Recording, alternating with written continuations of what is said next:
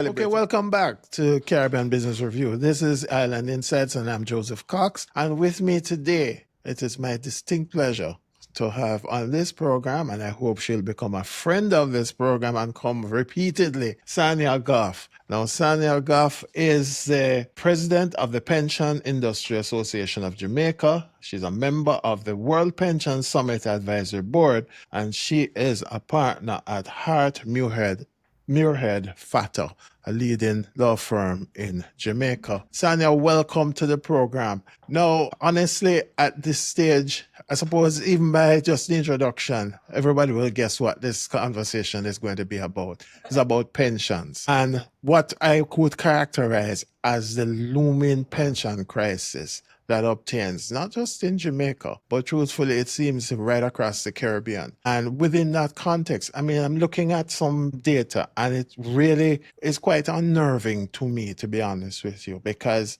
we're looking at we call it old age dependency ratios that right now we're looking at around 12%, but it's predicted to go to as high as 33.9% by the year 2050. Yes. Throughout the region, yes, it's a little higher. I think they're like 13, 14 right now, and they might go up, they might double to probably 28 in the year 2050. But what that tells me in the context of a flat to declining population growth, at levels of migration, etc., we are in a problem. And the fact of life is that I've been hearing about this pension debate and pension reform for decades. But it seems as if we haven't found the solution, or we're not serious about it. Which is it? How are we treating with this? Well, so thank you for having me, Joseph. I appreciate any opportunity to talk about really the urgent need to ensure that Jamaicans have better retirement security. We are struggling with an increasing old age dependency ratio. And of course, as you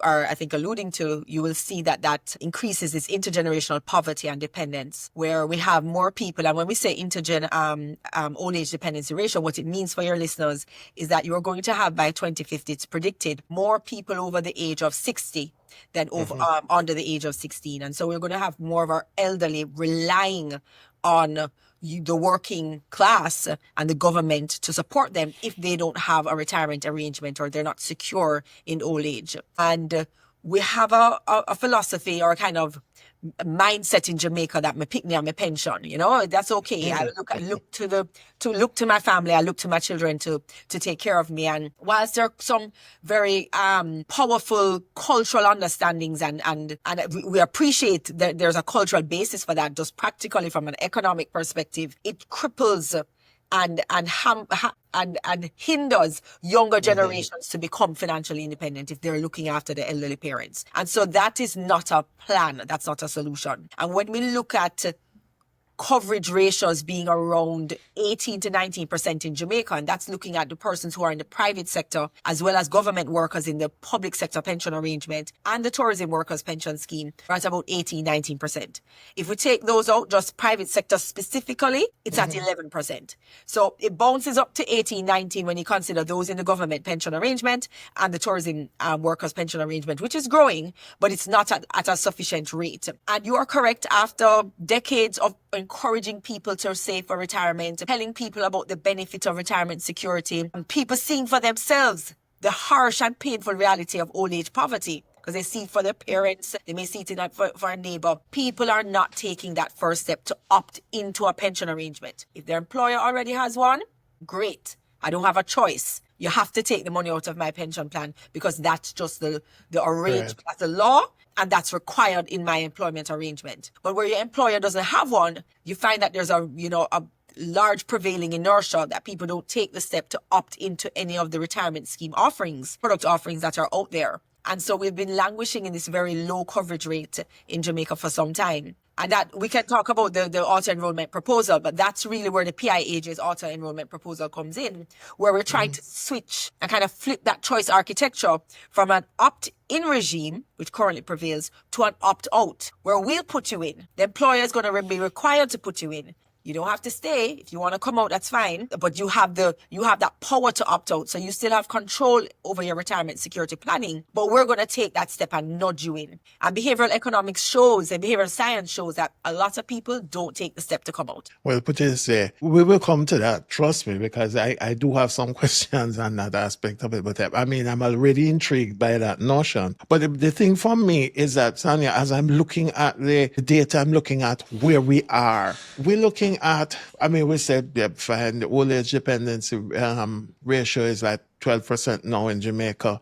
Do you know that's as high as 20% in Aruba and Curacao? And I mean, that to me is just fascinating. And it's higher in some of the other Caribbean countries, as I alluded to before. But the key for me, and where it becomes the rub for me, is the World Bank has upped the poverty line data. Right? So let me just read this just for context. So for low income countries, it has now moved from $2.15 to $3 per person per day.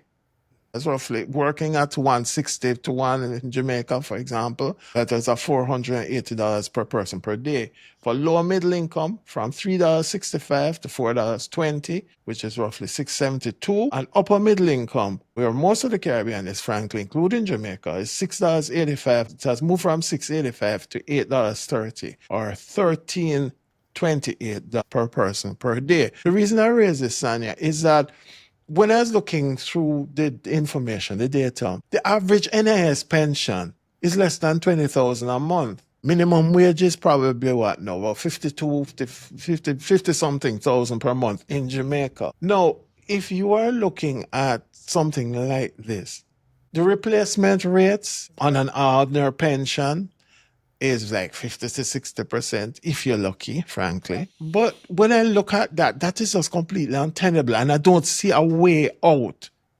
in treating with it, because this is what bothers me with it, because I'm looking at the thing and I'm not seeing a clear path out. I'm hearing the rhetoric and it sounds good. I'm not knocking that. But I'm not seeing how we actually transcend the real challenge that we have. I mean, yes, for example, I say a thing about social pension for people 75 and over, and that's fine. But how do we move forward? What is it we really do now? Or is it too late for that age cohort? Well, the issue that we're facing is very nuanced and it's multifaceted. One, our labor force is not made up of the same type of worker. And whether we call it traditional workers, gig workers, informal workers, contract workers, we have different types of workers that make up categories that make up the workforce in Jamaica, and the solutions have to be tailored for the fair enough. kind of the demographic and the nuanced situation we have here. So there has to be a political will and desire to drive pension reform as a part of national infrastructure and change. That has to be there. So we can talk a lot about it. We can have opportunities like this to engage, but a lot of the solutions will require the political will to get it done, right? So that's the first thing. I think we have to recognize that something like auto-enrollment is just one part of the demographic that helps the PAYE worker and those who are in a salaried job where you can deduct from their salary. But then we have about 40% of our labor force is informal. And so how are we dealing with them? There's no PAYE deduction for them. They're below the tax threshold already. And so how are we nudging these workers into a retirement arrangement?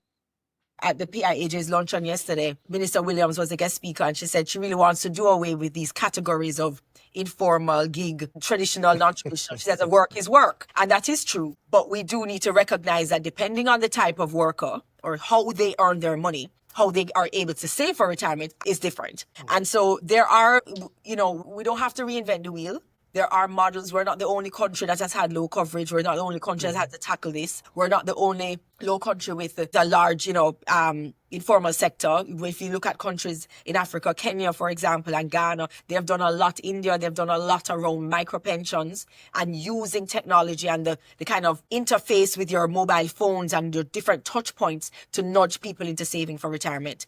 Those tools exist already in Jamaica. There are a number of touch points. We have some of the largest remittances in terms of inflow of remittances. That's a touch point. Yes, indeed.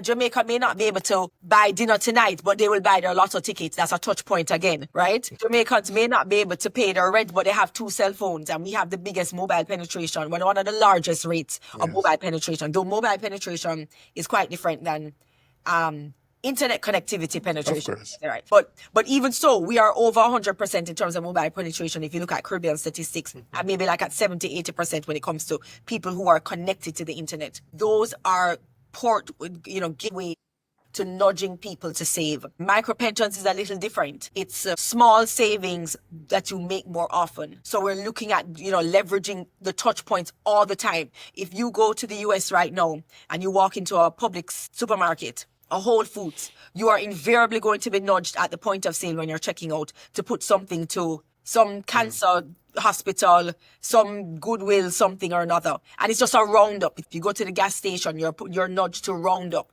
You go to collect your remittance at Western Union, put a little something before you even walk out with the money. Put a little something. It's possible. Countries are doing it. We're not dealing with a unique problem, but we have to find the political will, and the economics have to work out, because the providers of the technology and the support to nudge you into a retirement scheme account, do the economics make sense to facilitate these accounts? And you have to think about the kind of counter to that as well, because there's a cost to maintaining these accounts at the retirement schemes, and if the balances are low or the fees are high, then your entire savings is eaten out. Can we have a conversation with retirement scheme providers around a different fee structure for low balances, for low income savers? We don't have enough sunlight on fees in Jamaica. Every retirement scheme provider, they have the investment manager negotiates their fees with pension plans on a one-on-one basis. Yeah. So how are we going to get better sunlight on fees so people can make more informed decisions? So to say, Joseph, I would never say that nothing can be done. We're not the only country in this position, but there are it's a multifaceted problem, and we have to have multifaceted solutions. No, I completely appreciate that point. But one of the things that strikes me with the conversations that I've heard over the years, and indeed I know with our conversation today, we'll have to be treated with, is there is one aspect of it where we're looking at we should be looking at, I would say, how do we extend the effective working life of the more elderly in our society? Because the data is indicating that part of the challenge that we are having, and not just us in Jamaica, but right across the region, is that a number of persons are actually, how they transition to quote unquote retirement is long-term unemployment. They lost a job at, probably late 50s, and employers are not rushing to hire people at that age group. Right. So they transition to retirement, 1. 2, but they have very good skills. They still have a lot to offer.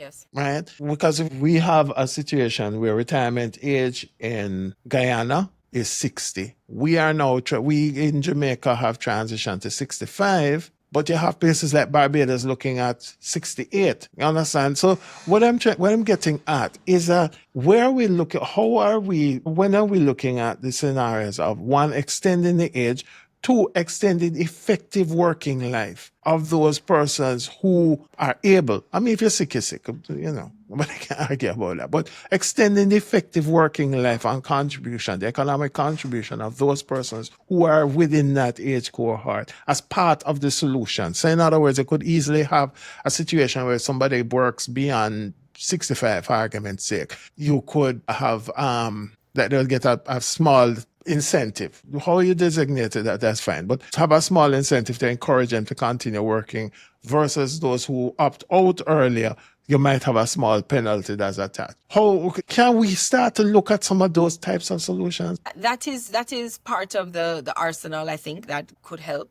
65 is the retirement age for the National Insurance Scheme, where you can claim the benefits at that age. In the private sector pensions, your employer can choose a retirement age between 60 and 65. And many of the older plans actually still have a retirement age of 60 for women and 65 for men. So there was a disparity from the very beginning. And that's a struggle, I think, that and part of the content we don't spend enough time on is how women are in a particularly vulnerable position for a number of reasons, that being one of them. But No, but just stick up in. Don't lose your point, but just stick up in. Why the hell? Why? No, sorry. Let me behave. Why in 2025 we're still having that conversation about this artificial distinction? People are Right. people. Agreed. And you find many plans are amending their retirement ages to ensure there's parity for men and women, but at the same time, not forcing a woman to work longer if she didn't want to. So if it was always 60 and you were planning to retire at 60, you could still retire at 60. We're not forcing you to stay, but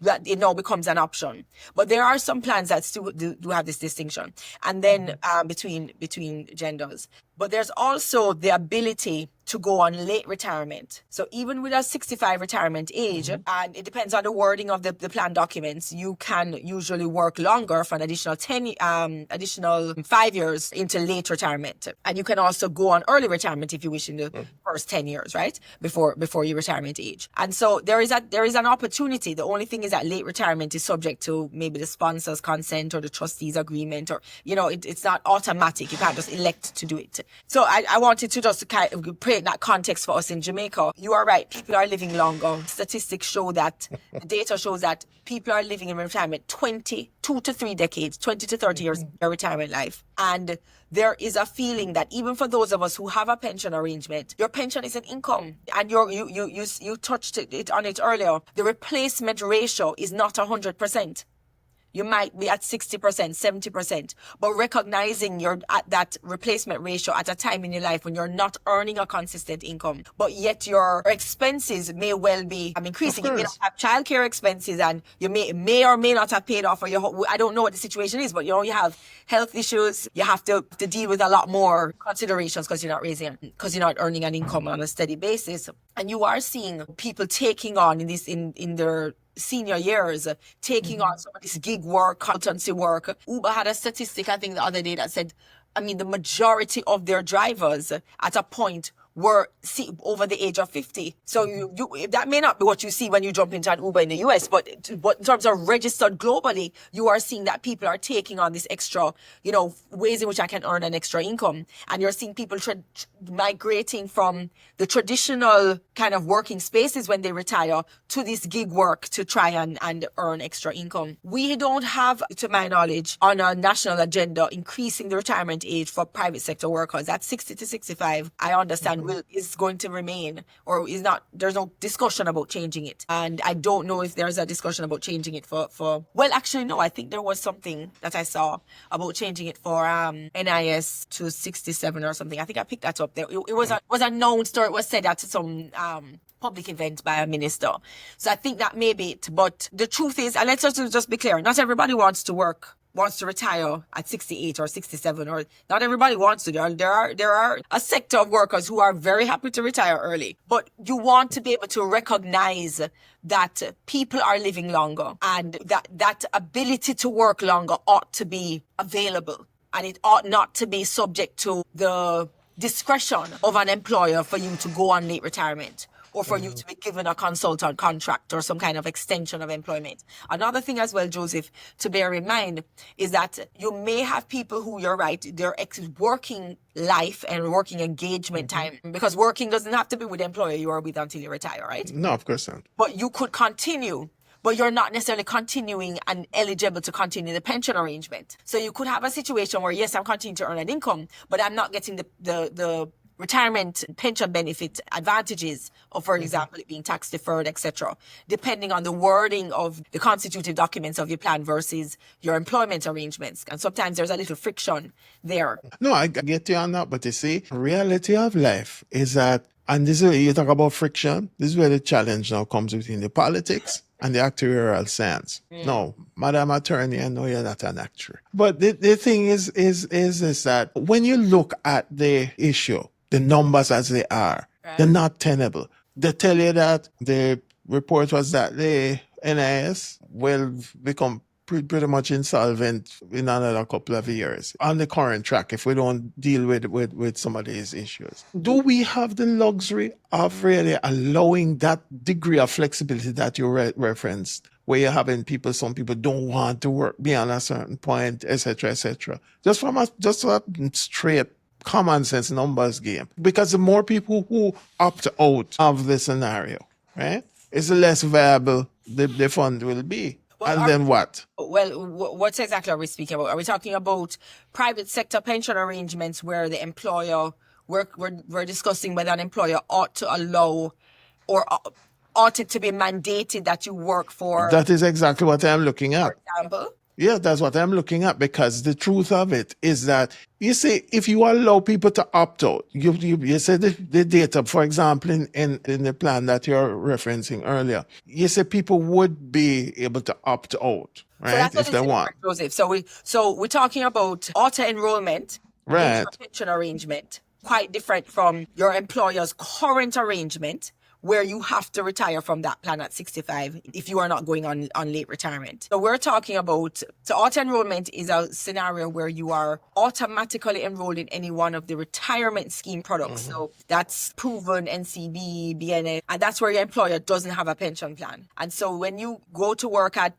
John Brown Limited doesn't have a pension arrangement, and John Brown, the employer, has to put Joseph Cox in a retirement scheme. And John Brown, the employer, will choose proven. And you are going to be automatically enrolled in the proven scheme.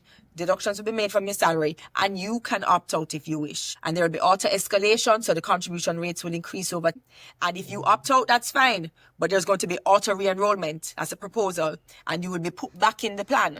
Because oftentimes when you choose to opt out, you're opting out because right now I have car to fix and a roof leaking and I can't think about saving for retirement, even though long term I would love to be able to. So you get auto re-enrolled and there's auto escalation. And so that's the auto enrollment proposal in a very, very loose kind of. Yeah, sure. No, that you are then subject to the retirement age of that retirement scheme provider, which is typically it's set at 65. You retire at 65. Separately, you have some sponsors, some companies, some employers who have a pension plan. Grace Kennedy, Jamaica Producers, they have a pension plan in place. So if you go to work for them, you must be a part of their pension plan, if assuming you satisfy the eligibility requirements. Those pension plans have their retirement age as well. They can right now they can't set the normal retirement age beyond 65. So I'm with you there. Ought it not to be a later age? But it's not just, but even though it's set at 65, and that's the highest age, it could go beyond for an additional 5 years, up to 70, which is actually more than what a number of countries are statutorily doing. And then we are at 65 on the NIS, that's the first pillar of our pensions, and we're talking about moving that. I believe I read something on that we're talking about moving that age. But we have to be mindful of the fact that if someone is already working and has an expectation of retiring at a particular age, it creates some employment law issues. If after you've told me and you've employed me when I was 30, and you've employed me and told me I will retire at 60, unilaterally, retroactively, to change that to say, no, you have to retire at 65. And so you can kind of prospectively make certain changes to say, okay, new employees coming in, your retirement age is 65. But you couldn't tell me, who you've already contractually told me my retirement age is 60. You couldn't then tell me, sorry, my light is nonsense, right? You couldn't then tell me, oh, no, you have to work for another 5 years because we believe that that's the best thing for you. That creates a lot of issues, employment law issues. You're varying the terms of the contract. That's a material variation. And so what we do is we say to an affected member, we're changing the retirement age. If you want to still go off at 60, that's fine. And remember, that's just for the people who were told 60 from the start. Right. But it's 65 if you wish. And so you can continue to work for the additional 5 years and get that benefit, get the tax deferred advantages from saving, etc. Get the double the money, as we talked about before we started. You're putting, the typical 5 and 5 defined contribution plan. I put in $1, the employer matches my dollar. Right. I double my money immediately. It's a no-brainer. Why wouldn't you continue to contribute? But we are not taking the right of the employee away because you had already been told 60. So that's for those people. So that's the opting, I guess you could call that opting out or choosing not to work for the additional time. And not everybody's situation is the same. Not everybody's financial situation is the same. Opting out on the auto-enrollment is because we are very keen on the proposal not being a tax for contributors. And so employers are not required to contribute. This is for the auto-enrollment. are not Yes. required to contribute. It's not a tax. You are required to enroll your employees in a retirement scheme if you don't have a pension plan. Deduct from their salaries, etc. And employees will have the right to opt out. But best believe the law is going to say, if it goes through all the way to legislation as we're hoping for, the law is going to say, but we're going to put you back in. Because usually when you opt out, you're not planning to, you don't mean to opt out for life. You're opting out because right now it doesn't work for me. And so we're going to auto re-enroll you. And you're going to have to keep opting out if you don't want to be a part of it. No, I hear you on that, but you see, the thing is this, that when we look at the information, now one, let's looking at the comparative numbers for the region. Yes. Jamaica has the lowest contribution rates. We're at 6%. Everybody else is at 10, some of them 12%, some 14%. Bottom line, you're fine. But bottom line is simply this, that the salaries, to be truthful, are not all that. Right? So the level of discretionary income, so to speak, is always going to be low. Now, if you are going to give somebody option to opt out, honestly, a lot of people, I have heard said in some cases, most people in some instances, tell the boy they can't afford it. It's a good idea, and they keep opting out because they need this extra thing. And we end up back in the same situation. No, I don't think it'll be the same situation. It would only be the same situation if everybody opted out. And if you look at just globally how auto-enrollment has operated, you do have some countries where they have high opt-out rates. And that usually is a situation where their first pillar pension, their social security pillar, Right. is already very, very effective. Really meaningful, adequate pensions are paid out of the first pillar. And people will not wish to participate in a second pillar. They don't need much more. And those are countries that have a different economic structure around their pension savings. The countries that we look at, as we think in terms of modeling, like the UK, like certain states in the US, and we're looking at their opt-out rates, we're seeing that the average is, like I said, in UK, 10%, which is kind of held up as a model of success. But I attribute the UK success because the employer in that instance is required to contribute. Very similar to our tourism workers pension arrangement. So tourism workers pension arrangement, the tourism worker doesn't have to join, but if he does join, the employer must contribute up to a certain point for that employee, that tourism worker.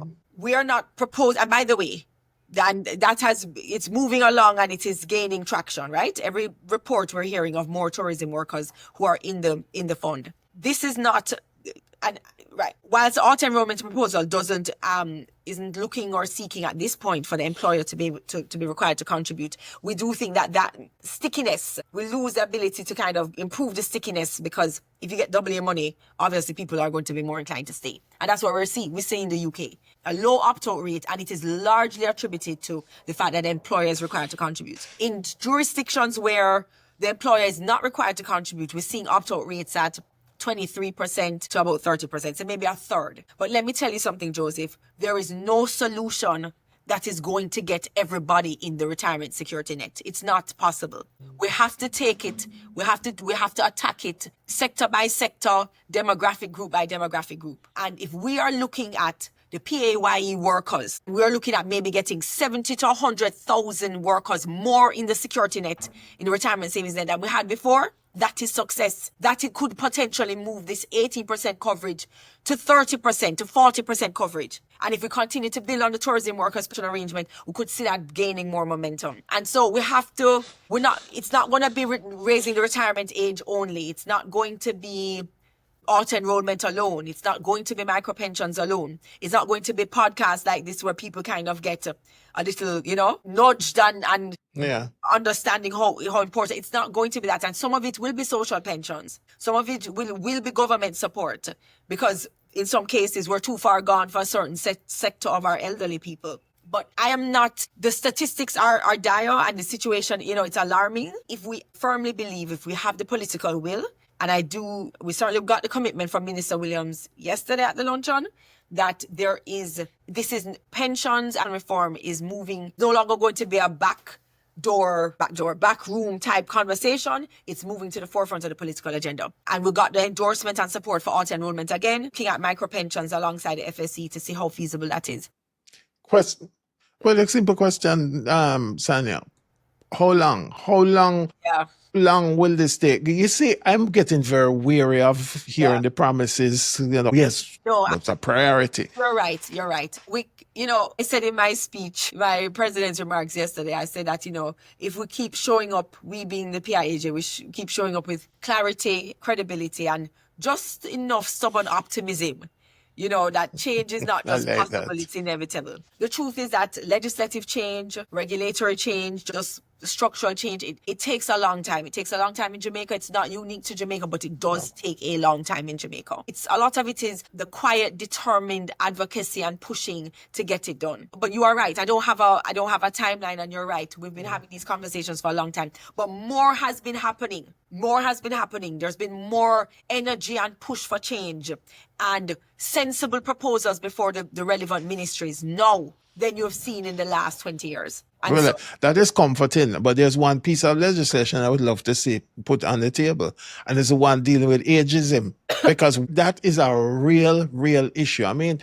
you raise the issue about the disparity with women, the gender disparities. We have issues where women are discriminated against in the sense that one, coming up through childbearing years, you have employers who discount the wages deliberately to account for any time that they might go after have children, etc., etc. That is nonsense and should never be allowed, facilitated in any way or form. On the other side, now, there are people when they hit 50 something, the employers start to treat them like absolute garbage, to put up a point on it, for the simple reason that they know that once a person loses a job at that age, functionally, for a lot of them, unless they have experience in the private sector, otherwise, for a lot of them, that's the end of their career, right? So, to me, ageism and, of course, the open discrimination now against hiring older people, that's an issue. So, it seems to me that that's also something that's impatient of legislative relief. yes. And, we need to be looking at those things as well. Yes, I agree. There's a kind of what I'd said, moving away from the numbers and understanding the softer side of the issues as well.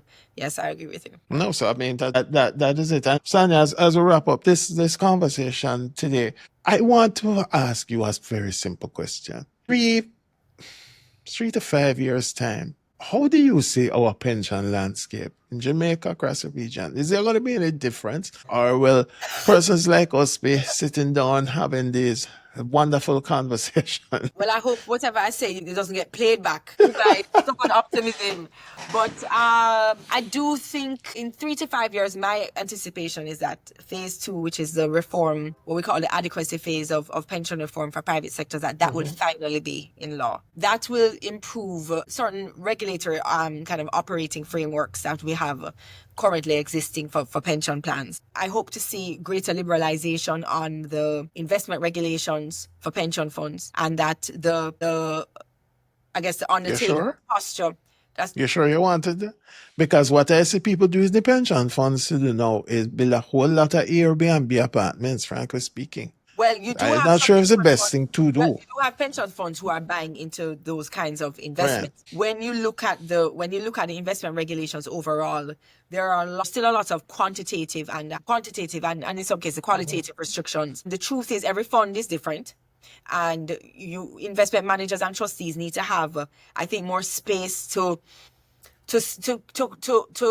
more viably hunt better returns at the most acceptable levels of risk. But each plan is, as I said, different. And I will say that across the board, I find that our investment managers net tend to be very prudent, tend to be they take their management of the plan quite seriously. But we are constrained. I mean, we have limitations around investing in CARICOM countries. We have limitations around private equity. We have limitations around some of the non-traditional asset classes. And so looking at that, I know the BOJ, they've issued their guidance last November, not a guidance, but a draft bulletin on wanting to look at the liberalization and also widening the allowance for FX limits. I'm hoping that we will see that, and what we'll see is better returns as a result for our beneficiaries, because it makes no sense that you have this 800 odd billion assets in pension funds and we can't actually invest that money to yield better returns, right? According to the level of risk for the relevant plan. So we're wanting to see the kind of liberalization there. The FSC has said that they want to move